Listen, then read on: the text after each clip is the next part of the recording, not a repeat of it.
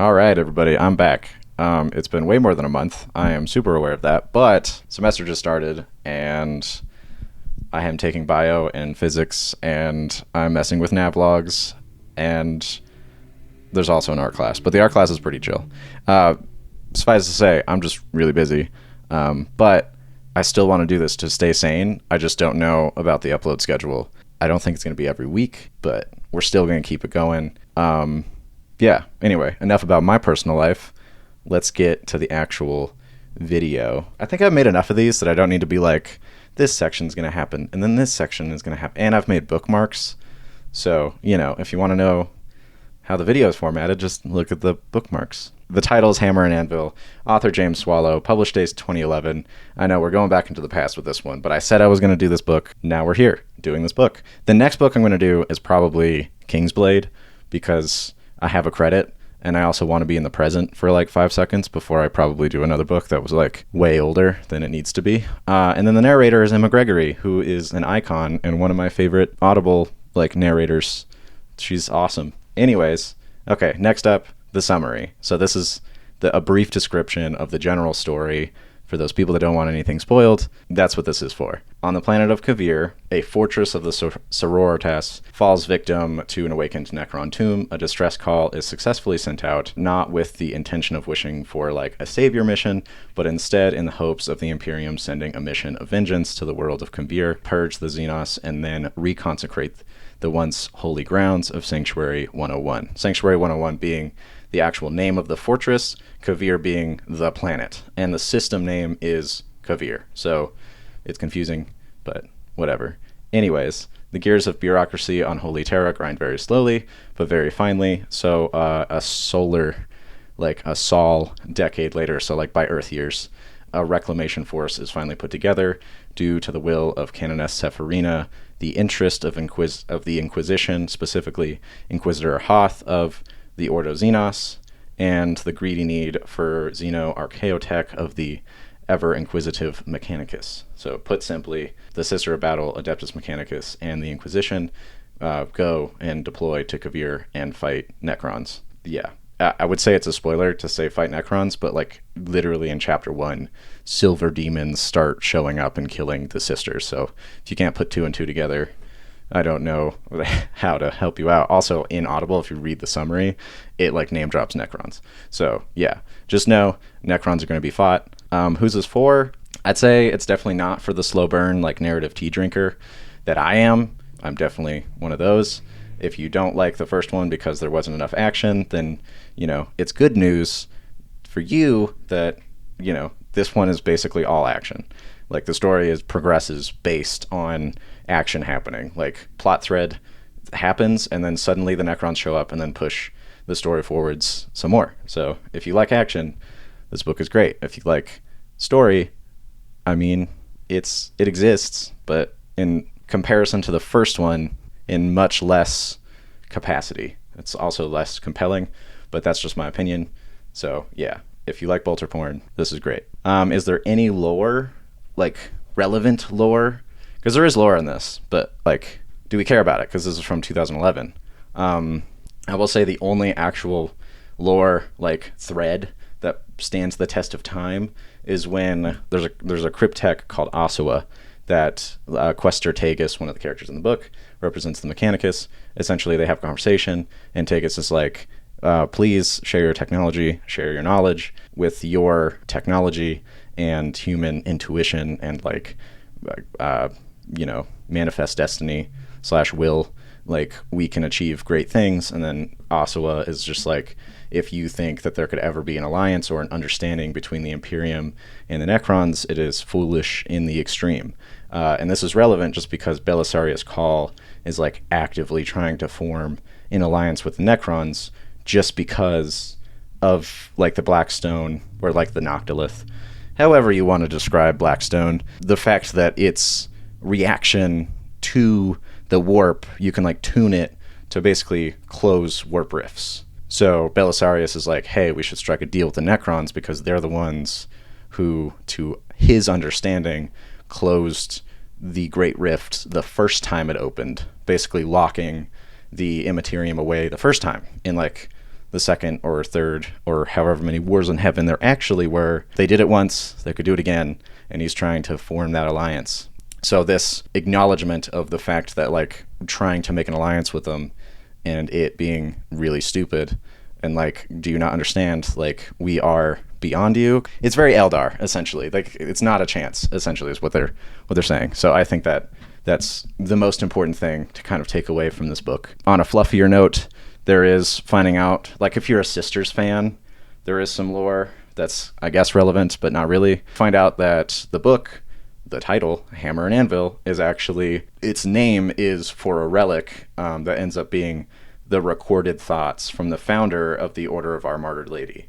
So it's basically just a journal that documents all of her thoughts and like why faith is important, blah, blah, blah. It's very inconsequential though, because like all it is just to demonstrate that the Sisters of Battle are at the end of the day human and driven and sustained by intense faith in the Emperor of mankind, which like genuinely is the thing that makes them so compelling.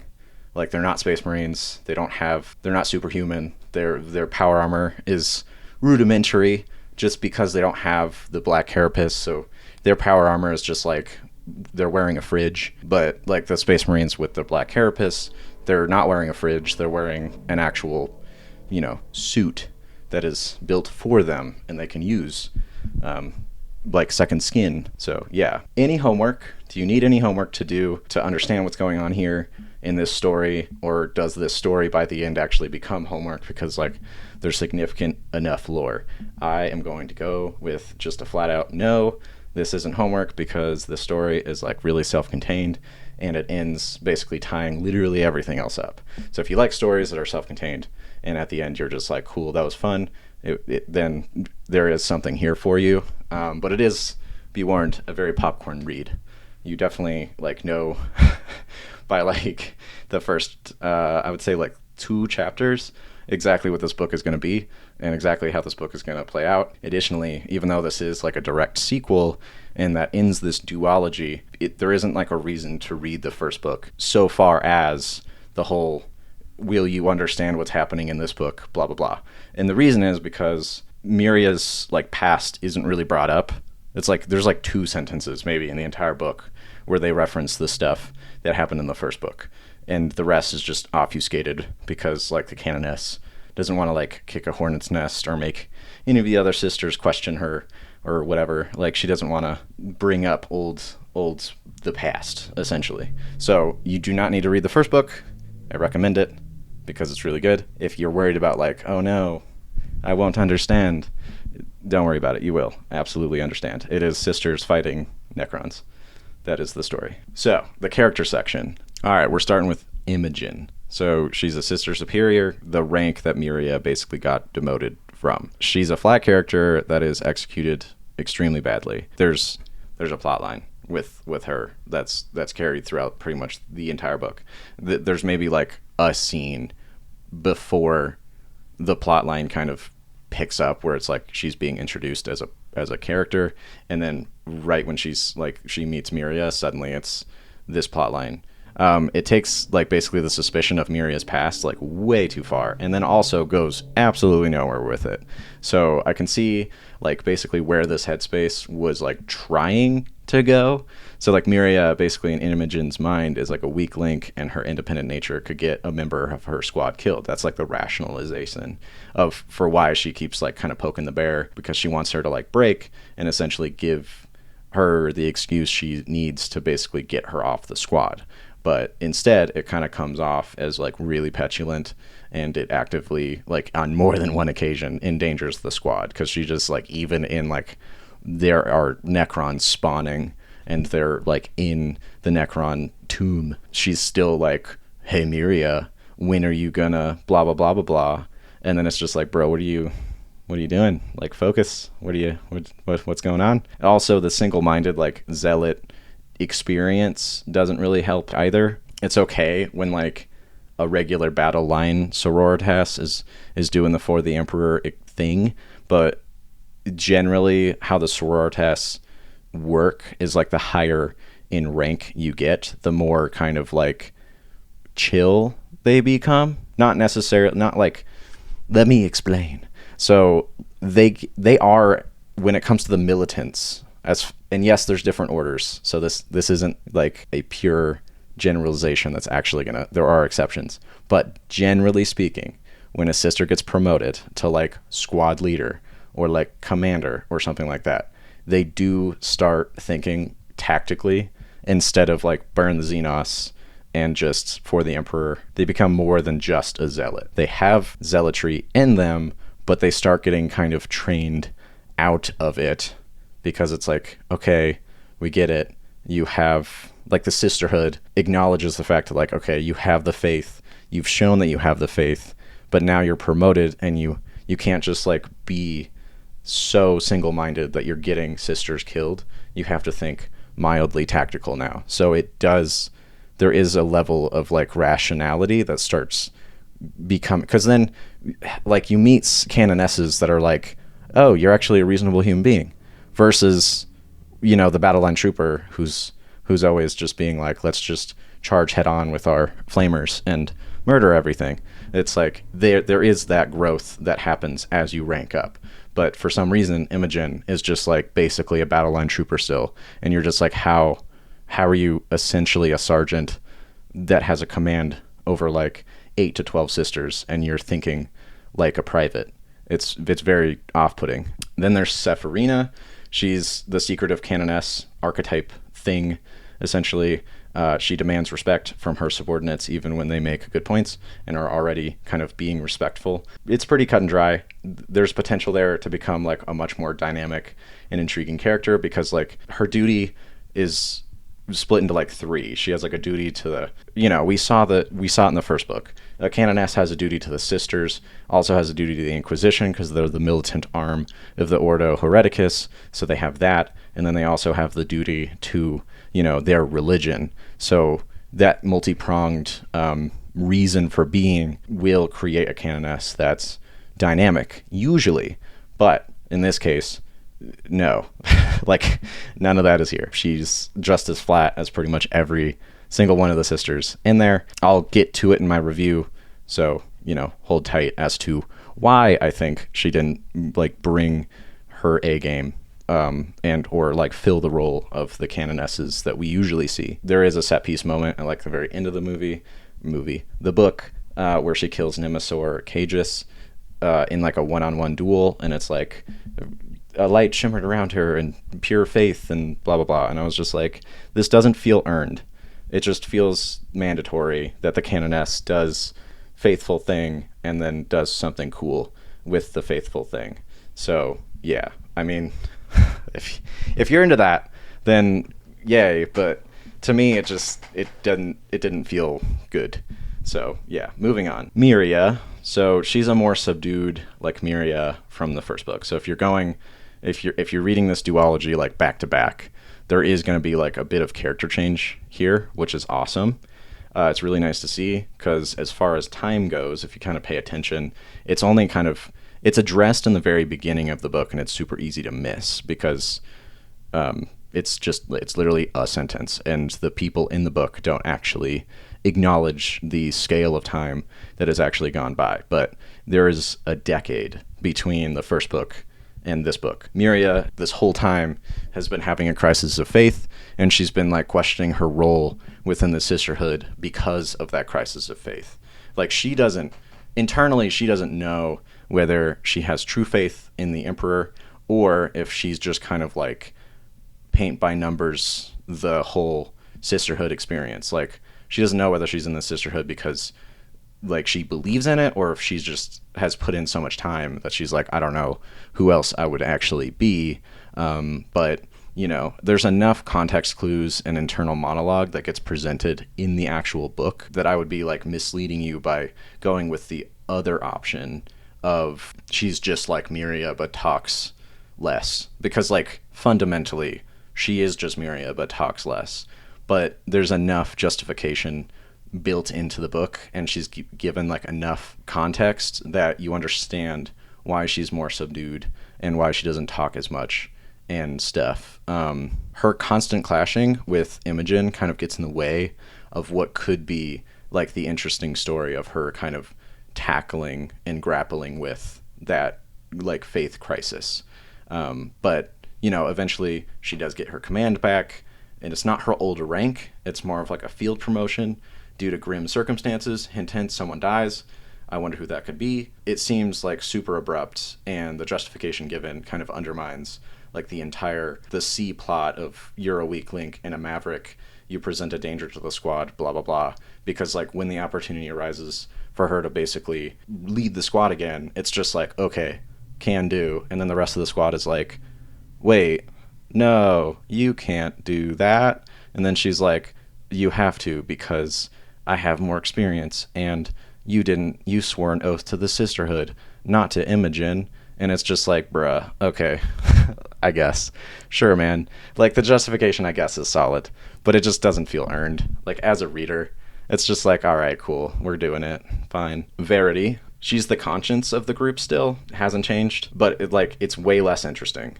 Because in the old book, she's basically the one that would keep bringing up, like, contradictions or hypocrisy that, like, the sisterhood would actively be doing. It was incredibly compelling, but in this book, the only like thought-provoking question that is brought up is that Decima should be given grace and Decima's a character. Well, I think I'll have to get to. I don't have it written down, but I'll get to her now or not like right now, but after I finish talking about Verity, it'll just slip her in.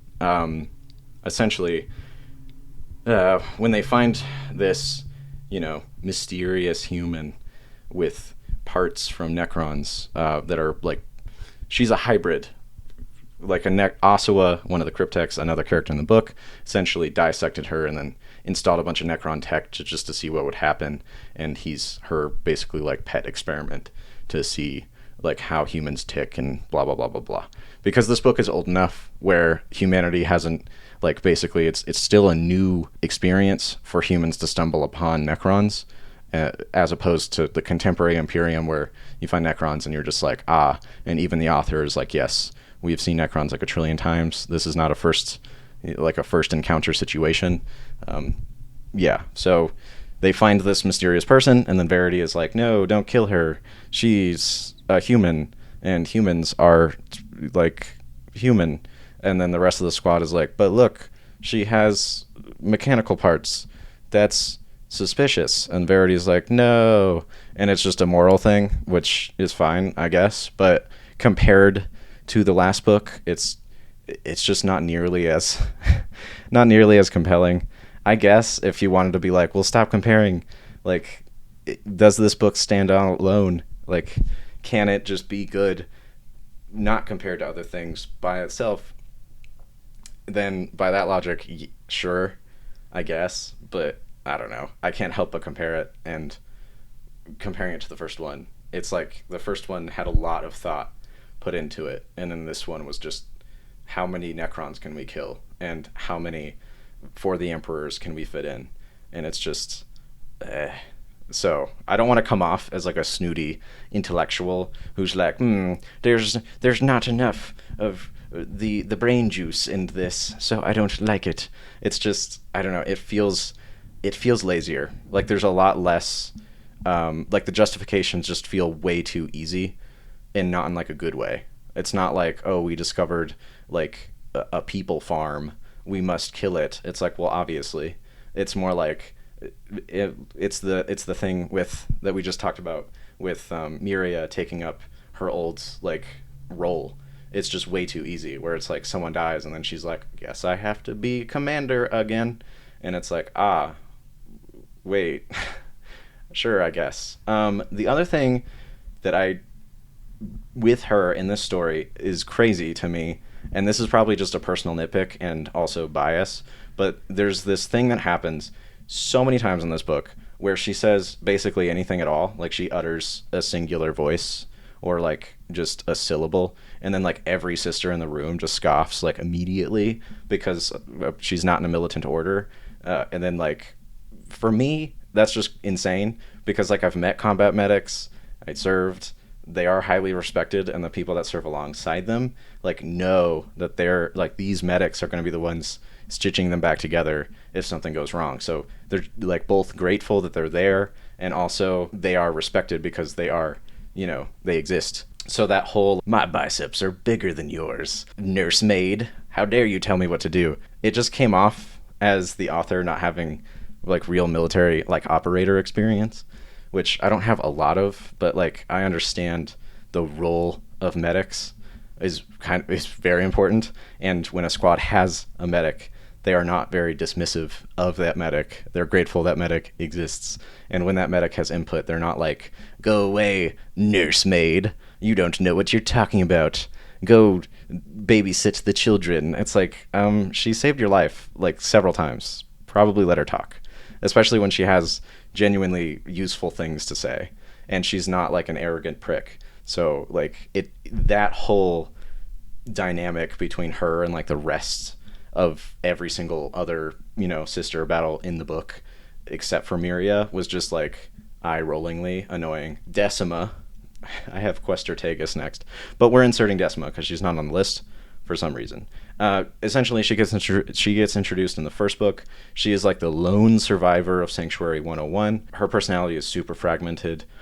She got dissected by a cryptech. There's mind shackle scarabs in her. She's not having a good time, and she uses a sword that she stole from the Necrons, like a phase sword, to harry them.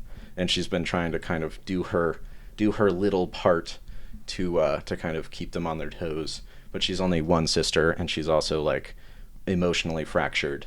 So she is compelling in her way, because you see her basically grapple with the fact that she is constantly like almost aware of what she was, but not at the same time.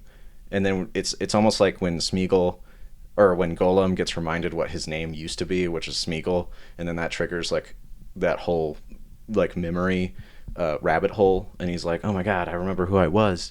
That's kind of what happens to her when Verity is like, you're Decima, and then she's like, oh my god, I remember my old name. And then she like fights to regain her humanity and her old place in the sisterhood, and kind of prove that she isn't like this broken like husk of a human being that is like a plaything for the Necrons. It's genuinely awesome. She's probably the best character in this entire book. I wish she was used as more than just an exposition piece, but like she has agency, but by and large she is definitely used as like this has happened since you've been away. And it's like, okay. And then since she has mind shackle scarabs, she's like, that's a doom scythe, and that's a Nemesaur, and that's like, you get the point. She's there to explain what the Necrons are, and the sisters are like, I don't trust you, and she's like, I don't trust myself. And you're like, okay, well, read this book before. Moving on. Quester Tagus. He is, if you've played Mechanicus at all, or if you've looked at like any codex with the Mechanicus, or if you just have this sneaking suspicion that an Adeptus Mechanicus questor goes to the Necron world to touch the cool archeotech, then you already understand what he is and how he operates and why he's there and all that other jazz. He absolutely is the archetypal, I want to touch all the things and do all the stuff. And he performs really well. I think he's written incredibly well. He's like sardonic, arrogant. You can see the human kind of emerging from the machine, even though he himself is like, I have ascended from the lowly human status that I once was. And the interesting part with him is he actually remembers his life before the Mechanicus, because usually with Belisarius Cawl, he was like vat grown, but in Quester Tagus's case, he was actually taken, like straight up kidnapped from the Scholar Progenium, and then like forcibly inducted into the Mechanicus. So Tagus actually remembers like human himself versus his ascended Mechanicus being that he is now. And you can tell that he used to be human, because he has a lot of traits, and he loses his patience, and he's very like oblivious to the fact, or I guess he's trying to like avoid the fact that he definitely presents a lot of like human traits, and he also has way more like unveiled intentions of power. Like there's a part in the book where he literally wants to basically take or try and crack the code of the Necrons, and use that to control Necrons. And I'm just like, bro, you are biting off way more than you can chew. I think you're not that smart. Nobody is, because the Necrons are like supercomputers. I think they're quantum computer. I don't know. I don't know enough about Necrons to tell you the scale of like OP-ness that they are as far as IQ, but I know that they are way smarter than you. So yeah. And then there's Farron, who's also a Mechanicus adept. He is lower on the hierarchy, and the role that he plays in the story is basically summoning Tagus to the planet. Yeah, so that's pretty much it for the human characters. The last two, Cryptek Osawa, who I've talked about, and Nemesor Cagus. So Osawa, he's strange for a Necron. He views humanity through the lens of like not outright disgust. He genuinely wants to like study humanity. And in one of like their first pretty much dialogues, Osawa is like, I'm trying to figure out how you guys evolved and why you evolved the way you did. And you're just like, well, we kind of know, but that's new lore-ish. And this is a book from 2011, so I get why like the mysterious, like, we're trying to figure out where you came from. And it's like, we know. But that was from a Catan, so maybe the Necrons don't know. So Osawa's a little strange, because he's not just like, burn the organic, you guys are vermin, which is fun because Nemesor Cagus, he's like, when he gets awoken, because Osawa is like, wait, there's like an entire detachment of humanity here. I need, the warrior caste to do the thing, because Osawa is not, he's more of a lab tech than he is like an actual warrior. So he wakes up the Nemesor to be like, all right, kill the organic, because I can't do it, or I'm above it. Either one, pick your poison. And then Nemesor, the only kind of standout character trait for the Nemesor, because he is just like, I will kill the organic, and then he leaves. The only kind of like standout for that is his kind of dynamic with Osawa. The Nemesor and Osawa don't really view each other as equals. They both think that they're right in their own way, and they're just trying to like prove the other wrong the entire time, which is similar to like Infinite and Divine, but like, obviously less iconic. This is technically the story section, but I'm calling it kind of like the I read it so you don't have to segment. I'm just basically gonna give you like how it starts, roughly how it concludes. I'm not gonna lie to you, and I'm not gonna get anything wrong, but it definitely won't be like, it probably won't be in order, is what I'm trying to say. So yeah, anyway. Okay, so disclaimer aside, the story is at once simple and complicated at the same time. On the planet of Kavir, the Necrons are beginning to awaken and take steps to cleanse the area of organic pests. Sanctuary 101, a fortress of the Sororitas garrisoned by the Order of Our Martyred Lady, is completely decimated. Like to a woman, like there isn't anybody left except for Decima, who like you can kind of barely really count as human, but it is what it is. The first chapter leads with this attack, and it's from the POV of a low-ranking sister given a package and being told to get it as far away as possible and hide the parcel like from the Necrons, because as we all know, the Necrons crave human artifacts. It's like, yeah. Anyway, sarcasm aside, chapter ends with this sister of battle making it pretty far and then seemingly dying after partially burying like what she was given in a random part of the desert. As we all know, this is Decima, but it is, yeah. Anyways, so we pick up many years later with a combined force of Sororitas, Adeptus Mechanicus, and the mysterious Inquisitor Hoth, putting together final necessary elements and then pushing off to the planet to finally respond to the 10-year-old distress call. This is also where we get introduced to all our major human players. Also, it is all being given to us from the POV of Sister Superior Imogen. So, with all the necessary introductions out of the way, and a wildly vague and brief like brief in the extreme meeting held by Inquisitor Hoth on the bridge of the vessel being used, carry them to Kavir. The Imperial force essentially heads out. So we get a really quick briefing, and then everyone just kind of saddles up and goes. Upon reaching Kavir, deployment happens immediately. Like, everyone's chomping at the bit to get down there. The sisters and Questor Tagus going down to Sanctuary 101 is like a whole thing. As we expected, the place is completely desolate, with only the battle damage on the forlorn former sisters' fortress to mark their previous presence. Mysteriously, there are no bodies or even armor, weapons, or gear left behind from the brutal conflict. Like, it's just sand and memories. Like, genuinely, you just see the battle scars. There's no blood. There's no nothing. Like, there's no bodies. It's just purely, we see battle damage, and that's like it. They do find like literally a single Necron skull, which is unexplained and also odd because they teleport after they die, you know?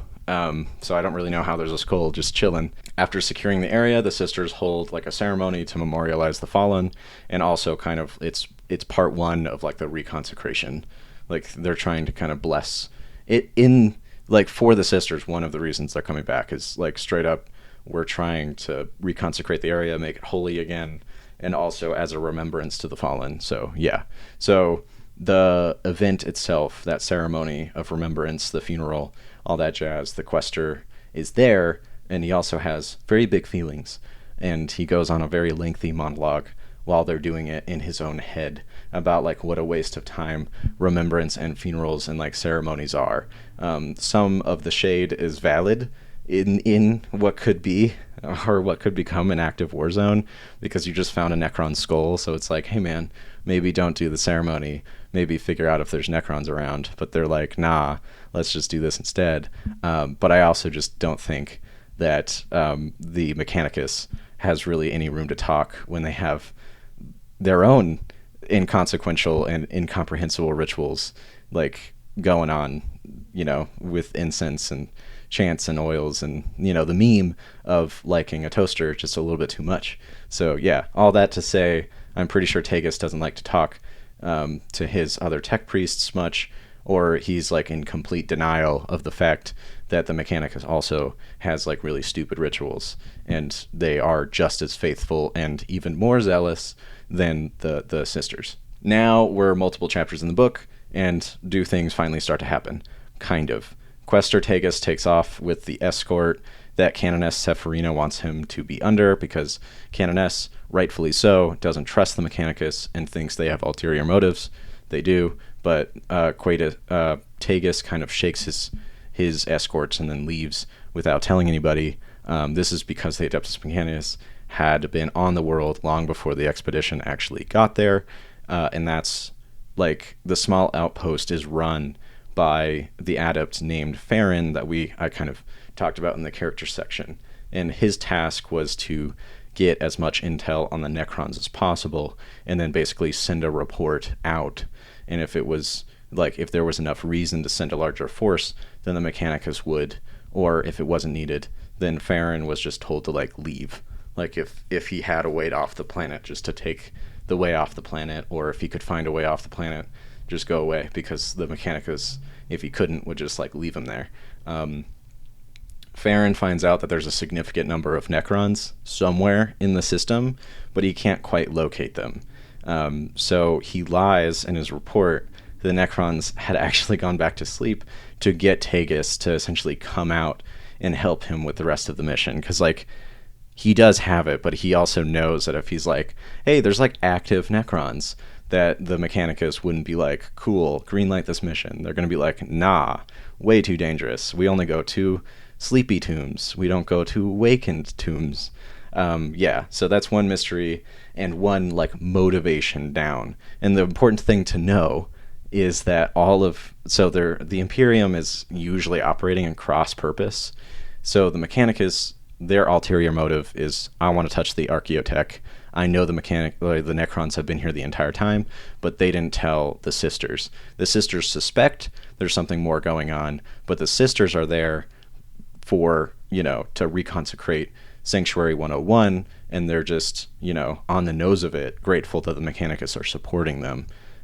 but they also don't trust them because ulterior motive, and then that's the ulterior motive. The Mechanicus just knows more than they're letting on. So yeah, as always, the Imperium is kind of operating cross-purpose. I said I wasn't doing a chapter by chapter, so from here it'll be kind of a jumble. Like, this isn't in chronological order.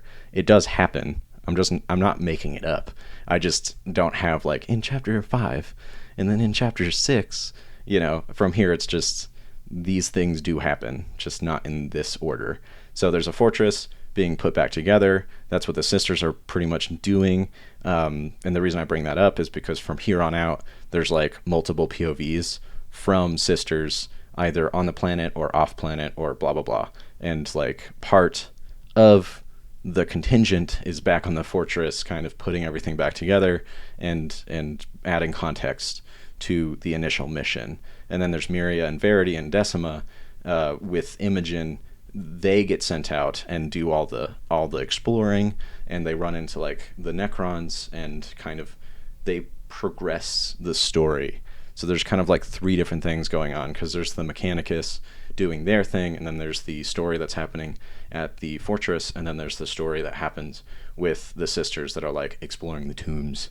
So yeah, then we get Sepherina.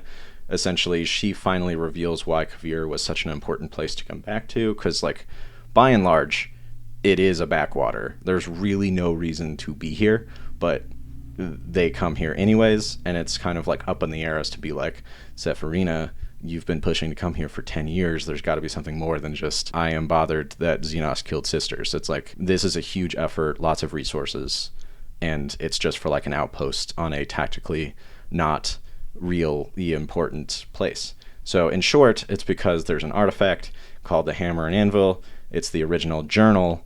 It's called something different, but it's definitely a journal of St. Catherine, written basically in the aftermath of the Reign of Blood. So it's an incredibly important piece of history and like symbol for the Sororitas as a whole, but especially for the Order of Our Martyred Lady, because it's like their saint. Like it's who they're named pretty much after. Like that is the martyred lady. So yeah, that's secret number 2 revealed, essentially. The rest of the book pretty much boils down to Tegus trying to backstab the sisters so that he can get information on the Necrons and then go back to Mars with that information. And then the other aspect is basically Sisters of Battle purging Xenos. Then there is the Necrons' perspective. We'll get to that, but basically they're just arrogant, as they should be, but it's not their novel, so they get stomped into oblivion. Like Ave Imperador, congrats, you just read the book. Moving on to the actual review proper. And I hope that this section sounds less scripted, but it probably will sound the same scripted as it has this entire time. And this video is dragging on way longer than it should be, but apparently I have a lot to say. So let's do it. If you haven't picked up on like the subtle undertone of disappointment, then it's going to come as a surprise to you when I say that I actually just kind of don't really like this book. It's fine. Like, it's written fine. It books. Like, the stories. Again, I can't help but compare this book to the last book. And this, I know that my view that this book is not that great is, like, in the minority, because if you look at literally any review at all, whether it be on Audible or, like, in the interwebs, everyone is like, this is great. This is amazing. I love this. Great addition to the Black Library, blah, blah, blah. And I'm just like, am I dumb? Like, are my expectations way too high, or are my tastes too niche? Because I feel weird being like, I don't like this, and then finding literally no one else that agrees with me anywhere else. So I guess I'm a hipster who's just like, my tastes are just so nebulous that you could just cannot understand. Maybe I'm not seeing something, or it's just as simple as like, I just hate fun.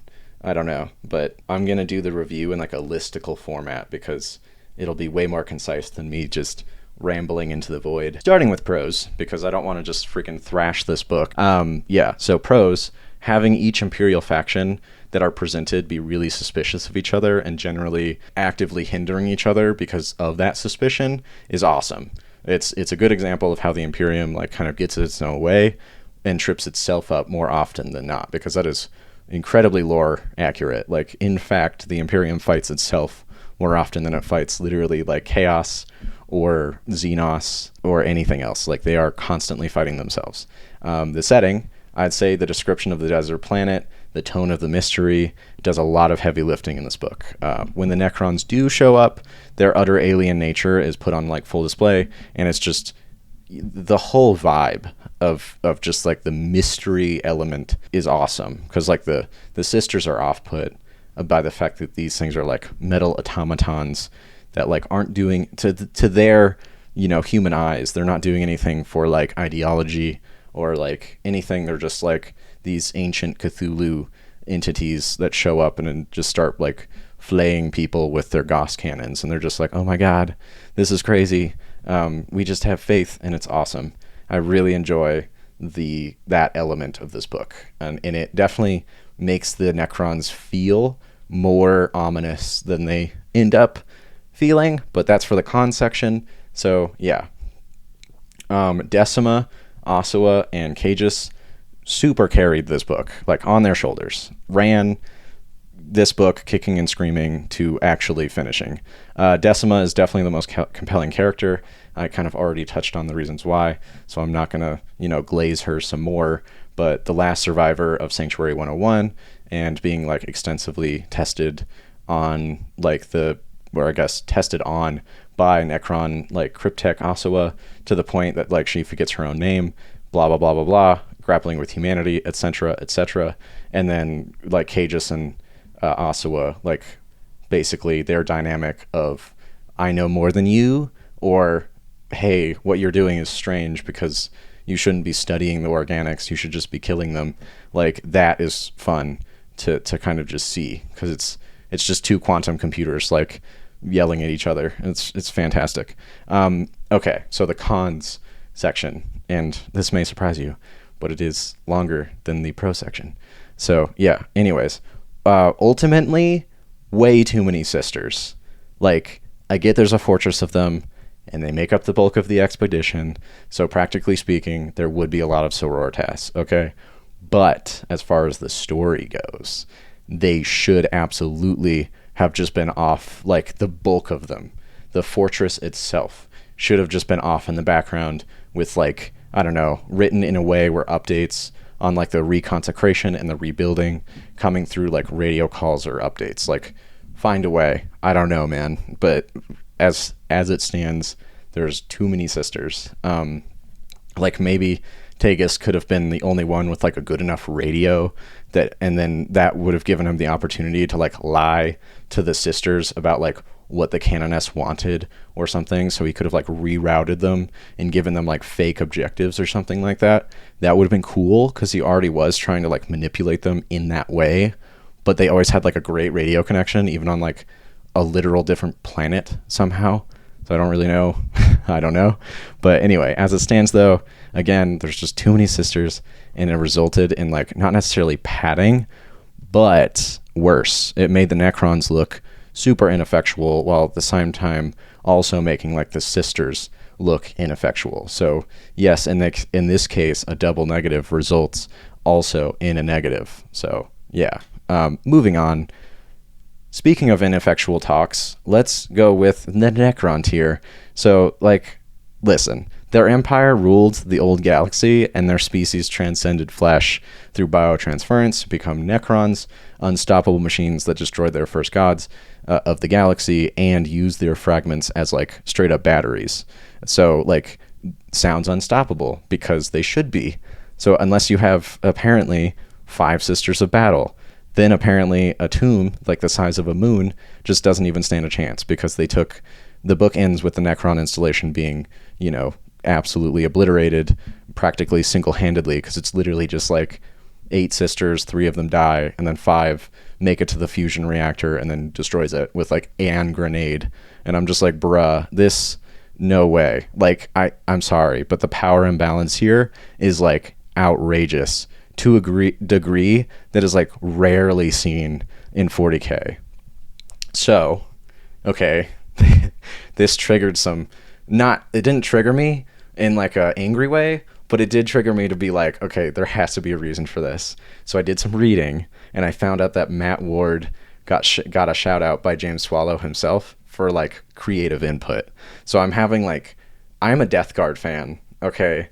And I still remember reading the story about Khaldor Drago, like basically dueling Mortarion and ending, like the duel ends with him carving his mentor's name like into Mortarion's heart. And I'm like, bruh, no, like I'm sorry. I don't care how powerful you are as a Space Marine, but like, like, no, you can't attack a Primarch, like a demon Primarch, when even other Primarchs and other, A-list top tier characters are trying to fight Primarchs and they have difficulty. So it's just like, how did Five Sisters destroy a moon with a grenade? Like, in the book, it's literally like there's billions of Necrons on this moon, and they're just like, one grenade solves problem. And I'm like, it's just the scale of victory. Like, my problem isn't that the Imperium wins, okay, or perceives whatever happened as an imperial victory, right? It's the genuine objective like scale of the victory that happens, because I'm sorry, you just can't take out a moon. It's just, as a reader, I'm like, bruh, that's not, it's so unbelievable that it's just not, it's not great. The convincing like threat that the Necrons are supposed to represent is important to the broader setting. So it's that like perception of threat that makes all the engagements with them like an actual big deal. So like books like these, because they do exist, Emperor's, what is it? Anyway, we're going to move on because I could rant. This will open a door that I don't want to open because I'd absolutely go down that rabbit hole. And this video is already like almost an hour long. So books like these, essentially, they take the mystique and like the threat and they just chuck it into the sun. And then they're like, didn't you like it? And I'm like, bruh, no, I didn't, because anyways, the last thing that I'm kind of going to bring up is my own pet peeve trope that is used within the setting that I just personally despise, because it cheapens the actual Inquisition when they do that, but it's when an author uses the Inquisition or an Inquisitor as like justification for something happening. Like, they don't even, in this case, it's like even more kind of outrageous, because like Inquisitor Hoth is brought up a lot, but he shows up once, and it's like, apparently that was amazing because like it shows that the Inquisitor was just so powerful that he didn't even have to be present in the book and that just proves how influential the Inquisition is, because blah blah blah blah blah. And I was just like, bro, no, that's just lazy writing. Like, you have to have the Inquisitor actually do stuff for me to care that the Inquisitor is even there. Otherwise it just feels like, I was too lazy to come up with something else, so Inquisitor doing Inquisitor things in the background, yay. And I'm like, yeah, I guess, sure. And maybe I'm being pedantic, and that is a good point.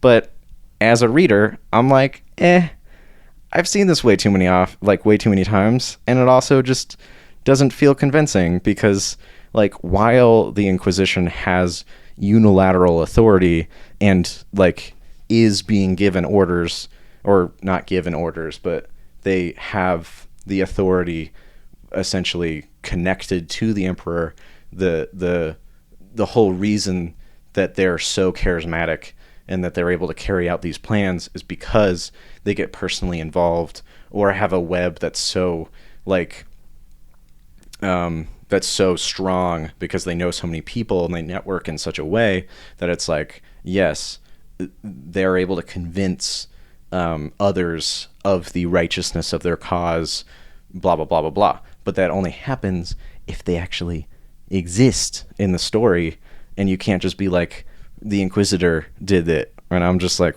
when, where, what did he say, how did he do it?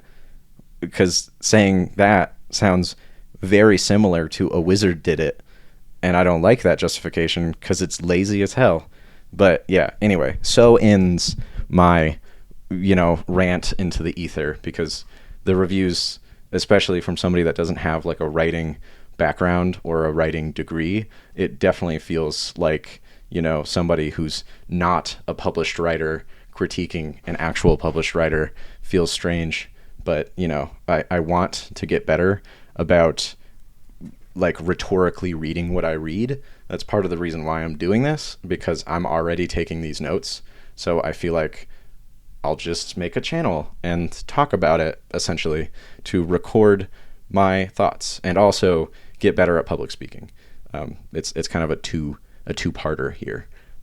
But yeah, anyways, the next book that I'm doing is either going to be the start, like Primogenitor, the start of the Fabius Bio trilogy, because I did the great work and a parallel storyline to the great work, because these characters ultimately clash in the book called Genefather, and there's a lot of things in Genefather that, since Fabius Bio's there, is connected to the trilogy that happens with the Fabius Bio books.